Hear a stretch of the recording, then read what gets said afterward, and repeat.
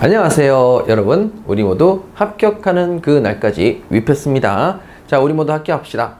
자, 여러분들하고 이번 시간에는 주물과 종물에 대해서 기출문제를 한번 풀어보도록 할게요. 간단하게 요약서 정리하고 기출문제 풀겠습니다. 자, 여기 한번 보실게요. 주물과 종물입니다. 올해 시험에 나올 가능성이 굉장히 높으니까 여기는 별표를 3개 정도는 치셔야 되겠습니다. 자, 별표 3개 정도 치고요. 자, 우리 좀 신중하게 공부해 보도록 할게요. 일단 첫 번째, 조문 자체는 시험에 나오지 않습니다. 그래서 이 조문 자체를 보자는 건 아니고 우리가 강의 중에도 설명드렸듯이 바로 뭡니까? 부속물입니다. 자, 부속이기 때문에 원래 분리시켰을 때 독립성이 있다. 요거를 여러분들하고 정리를 했었죠. 그래서 이 부속물에 대한 개념은, 부속은 우리가 2차 시험에서도 부속물 매수청구권이 임대차에서 나온다라고 해서 여기까지 정리를 했던 부분입니다. 자, 그럼 거기 나와 있는 주물, 상용, 부속, 독립, 소유 이렇게 5가지로 이 조문을 분석할 수가 있는데, 자, 먼저 이 중에서 제일 시험에 많이 나오는 것부터 보도록 하도록 할게요.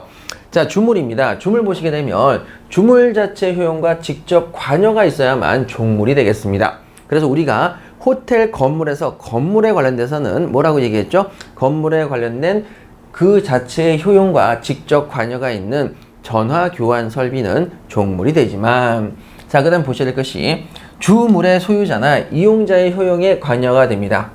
자, 다시 말해서 호텔 건물의 소유자 또는 이용자를 위해서 효용에 관여되는 물건으로서 전화기가 있었죠. 전화기는 건물하고 어떠한 가치도 연결이 되지 않기 때문에 그러한 물건은 종물이 될 수 없는 것이죠. 자, 다음으로 상용입니다. 주물의 경제적 효용을 돕는데 계속적으로 돕는 작용을 해야 됩니다. 그래서 계속적으로 도와야 되기 때문에 항상 사용해야 된다. 그래서 우리가 상용이라고 얘기했었죠. 자, 여기 뭐라고요? 상용, 항상 사용한다. 그래서 상용이라고 했었습니다. 일시적으로 돕는 것은 절대 종물이 될 수가 없는 거죠. 자, 부속에 관련돼서 시험에 나올 만한 내용이 별로 없고요. 자, 다음으로 주물과 종물은 자, 무슨 물건이 되죠? 독립된 물건이어서 따로 팔 수 있어야 된다, 없어야 된다? 있어야 된다. 그리고 주물과 종물은 부동산도 가능하고 동산도 모두 가능했죠. 주물과 종물이 동산인 경우에는 손목 시계, 시계줄이 있었고, 그 다음에 주물과 종물이 모두 부동산인 경우에는 한옥 건물에 창고가 있었습니다. 자, 그리고 이렇게 독립되어 있는 물건이다 보니까 기존의 물건의 구성 부분으로 섞인다, 섞이지 않는다? 섞이지 않고요. 그리고 이 물건은 하나의 물건으로 본다, 여러 개의 물건으로 본다, 여러 개의 물건으로 봅니다. 손목 시계 하나, 시계줄 하나, 2개의 물건으로 보는 거죠. 자, 그 다음에 마지막으로 소유입니다. 다른 사람의 물건입니다. 다른 사람의 물건은 종물이 될 수가 없습니다. 그러면 같은 사람의 물건을 갖다 붙였을 때 종물이 된다는 얘기죠. 자, 그럼 여러분 여기 관련돼서 우리 문제를 한번 풀어보도록 하겠습니다. 자, 여기서 중요한 포인트 한번 보도록 하죠. 주물 소유자의 상용에 공유되고 있더라도, 자, 중요한 것은 그 앞문장이 아니라 뒷문장을 찾으세요. 주물 그 자체 효용과 직접 관계가 없는 물건입니다. 자, 주물하고 관계가 있다고요? 없다고요? 없다고요. 그런 물건을 우리가 종물이라고 부를 수는 없는 거죠. 종물이 아니다. 예, 맞는 지문이 되겠습니다. 자, 그 다음에 1-1번이죠. 주물 그 자체 효용과 직접 관계가 없는 물건입니다. 그럼 이것도 마찬가지로 종물이 될 수가 없는 거죠. 종물이 아닙니다. 자, 그 다음에 1-2번입니다. 여기 앞에 있는 문장보다 뒤에 문장을 보세요. 주물 그 자체 효용과 직접 관계가 없는 물건입니다. 그러면 종물에 해당한다? 종물이 될 수가 없는 거죠. 그래서 X 되겠습니다. 자, 이렇게 해서 주물 그 자체의 효용과 관여가 없으면 당연히 종물이 안 되겠죠. 간단하게 찾아주시고. 자, 다음에 주물의 구성 부분입니다. 자, 주물은 독립성이 있어야 되는데 구성 부분이 됐다면 주물 속에 스며들었기 때문에 독립성이 없어서 종물이 될 수가 없는 것이죠. 종물 X가 되겠습니다. 자, 그 다음에 4번 문제 볼게요. 자, 4번 문제 보시게 되면 주물과 종물은 모두 동일인 소유자에 속해야 된다. 그래서 주물과 종물은 모두 동일한 소유자냐, 그쵸? 동일한 소유자에 속해야 되고, 그 다음에 그 다음 문장을 보시게 되면 법률상으로 하나의 물건으로 취급되느냐, 손목 시계하고 시계줄은 2개죠. 하나의 물건이 아니라 수개의 물건으로 취급됩니다. X 되겠습니다. 자, 그 다음에 4번. 주물과 다른 사람 소유에 속하는 물건입니다. 자, 다른 사람 소유에 속하는 물건은 절대 종물이 될 수가 없는 거죠. 종물이 될 수 없다. 맞는 지문이 되겠고요.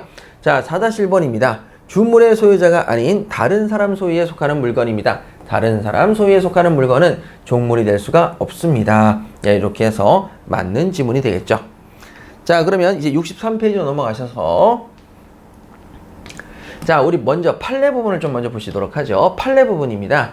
먼저 종물이 되는 경우하고 종물이 안 되는 경우가 있는데 종물이 안 되는 경우를 먼저 기억하자고 그랬죠. 여기서 중요한 단어는 정화조가 아니라 매설된, 유르주 형태가 아니라 매설된. 자, 매설되다 보니까 뭐가 없다고요? 독립성이 없어집니다. 독립성이 없어진 거죠. 그러면 종물이 될 수가 없네요.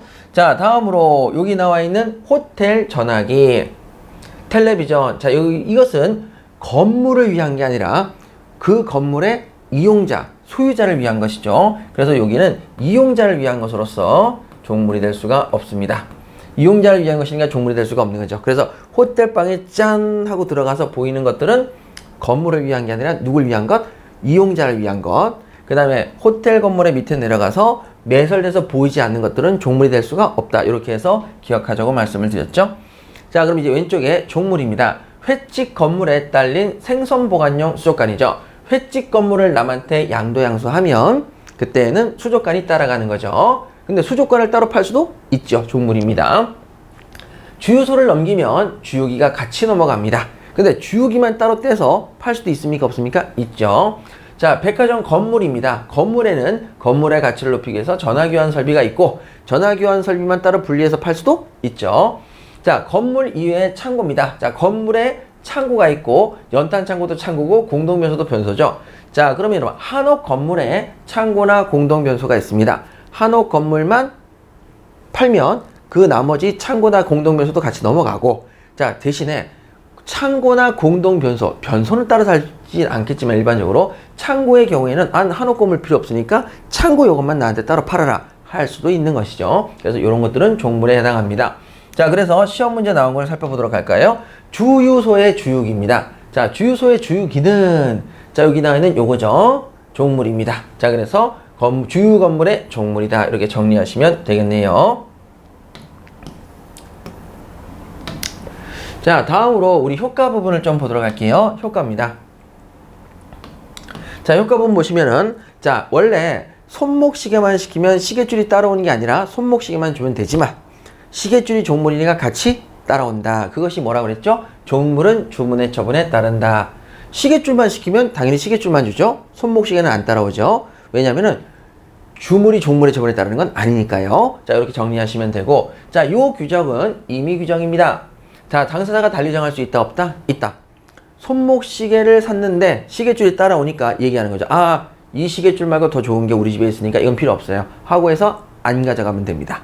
자, 그래서 특약으로 주물을 처분할 때 시계줄을 빼고 종물을 제외할 수도 있고, 그 다음에 종물만을 따로 팔 수도 있다. 종물만을 별도로 처분할 수도 있죠. 그래서 손목시계를 시켰는데 종물을 제외한다. 시계줄 필요 없어요 라고 할 수도 있고, 손목시계를 시켰더니만 진짜 시계줄을 안 주는 거죠. 그래서 시계줄은 별도로 구매하셔야 됩니다 라고 해서 종물만을 별도로 처분할 수도 있겠죠. 자, 그런데 이 규정은 어디에도 적용된다? 주물과 종물의 관계는 권리 상호 간에도 적용이 돼서 주된 권리와 종된 권리도 똑같이 적용되죠. 한옥 건물의 소유권이 넘어가니까 토지를 사용할 수 있는 임차권과 지상권이 함께 넘어가는 것도 같은 내용이었죠. 자, 그럼 이렇게 주물과 그 다음에 종물, 주된 권리와 종된 권리는 매매를 통해서 한옥집을 사고 팔 때에도 적용이 되겠지만 경매를 통해서 그 다음에 압류와 같은 공법상의 처분행위일 경우에도 마찬가지로 주물이 경매로 넘어가면 종물도 경매로 넘어가고, 주물도 주된 권리도 경매로 넘어가면 종된 권리도 경매로 넘어간다. 똑같이 적용이 되겠네요. 자, 그 다음에 여러분 결론적으로 얘기를 하자면 이렇게 된 거죠. 주물에 설정된 저당권의 효력은, 자, 저당권이 경매 넘어가면 종물도 같이 넘어가니까 결론적으로 저당권의 효력은 어디까지 미친다? 종물까지 미친다라고 봐야 되겠죠. 자, 그래서 저당 부동산의 소유권을 취득한 자는 종물, 자, 한옥 건물의 소유권을 취득한 자는 종물, 창고의 소유권도 취득하게 되는 거고요. 자, 요번엔 판례죠. 건물에 설정된 저당권의 효력은, 자, 건물에 저당권이 설정이 되어 있었습니다. 근데 이 건물을, 저당권이 있는 이 건물을 쓰려니까 남의 땅에 임대차나 또는 지상권 계약이 체결되어 있던 거죠.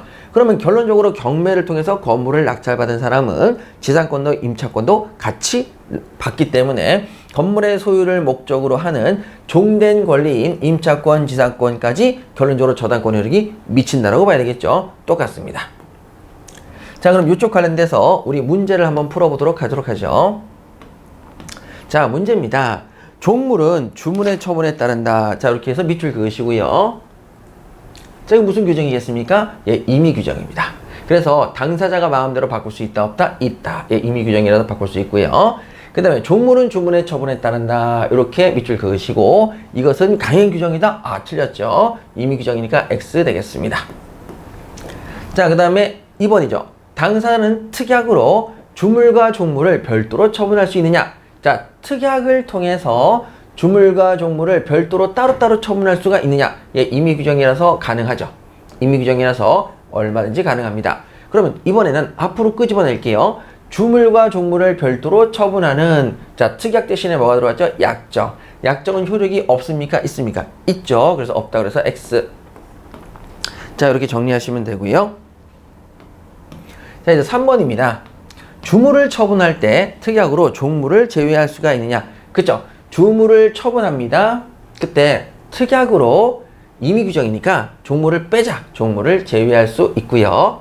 또는 어떻게 할 수 있습니까? 종물만을 별도로 처분할 수도 있습니다. 자, 그래서 맞는 지문. 자, 그 다음에 이제 3-1번이죠. 주물을 처분할 때, 자, 여기는 특약을 했는데 특약을 뒤로 뺐죠. 특약을 가지고 뭐를 할 수도 있고 종물을 제외할 수도 있고 그 다음에 종물만을 별도로 처분할 수도 있지요. 자, 이것은 무효이냐? 아닙니다. 무효가 아니라 유효니까 X. 자, 3-2번입니다. 당사자는 주물을 처분할 때 특약으로, 자, 특약으로 종물만을 별도로 처분할 수 있느냐라는 거죠. 종물만을 별도로 처분할 수 있습니다. 없다 그래서 틀렸네요. X. 이렇게 정리하시면 되죠. 자, 그럼 그 앞에 하나만 더. 주물을 처분할 때, 주문을 처분할 때 똑같은 패턴으로 문제가 나오고 있죠. 자, 그럼 이제 마지막으로 64페이지 한번 보도록 하겠습니다. 자, 64페이지 보시게 되면 주물과 종물에 관한 법리입니다. 자, 주물과 종물에 관한 법리. 자, 이게 뭐지요? 종물은 주문의 처분에 따른다라는 이 법리는 주된 권리와 종된 권리 상호 간에도 적용됩니다. 그러면 주된 권리 넘어갈 때 종된 권리도 따라간다. 적용된다. 맞습니다. 맞고요. 그 다음에 4-1번입니다. 종물은 주문의 처분에 따른다 라는 이 규정은 어디에도 적용된다? 권리 상호 간에도 적용될 수 있다. 없다라서 틀렸네요. 적용될 수가 있습니다. X. 자, 이제 5번입니다. 주물이 압류됐죠. 자, 주물이 압류됐습니다. 압류. 그러면 그때 압류의 효력은 종물에도 미친다? 예, 종물에도 미치죠. 그래서 주물이 압류돼서 경매로 넘어가는 순간 종물까지도 같이 넘어가니까 주물이 압류에 대한 효력은 압류는 어디까지? 종물에까지 미치는 거죠. 그래서 압류도 종물도 같이 넘어가니까요. 예, 맞습니다. 자, 5-1번입니다. 종물은 주문의 처분에 따른다라는 규정은, 자, 그 처분에는 공법상의 처분. 자, 공법상의 처분이 뭐죠? 압류는 공법기관에서 하니까 그 압류를 했다. 다시 말해서 공법상의 처분은 포함된다, 포함되지 않는다? 포함되죠. 그래서 않는다라고 해서 X입니다. 그래서 여기 나와 있는 이 처분의 개념은 종물은 주문의 처분에 따른다는 이 처분의 개념은 어떻게 적용되느냐? 매매라고 하는 사적인 뭐라고요? 사적인 처분도 포함됩니다. 사법상의 처분도 포함되지만, 자, 모두 포함된다? 자, 공법상의 처분, 다시 말해서 압류. 자, 압류라고 하는 공법상의 처분에도 적용된다. 자, 이렇게 정리하시면 되겠죠. 자, 이렇게 해서 여러분 주물과 종물 파트를 모두 기출문제를 정리했습니다. 여러분 여기 부분은 아주 반복적인 패턴이 시험에 자주 나오기 때문에 기존의 문제를 잘 비교해서 푸시는 게 포인트라고 할 수 있겠네요.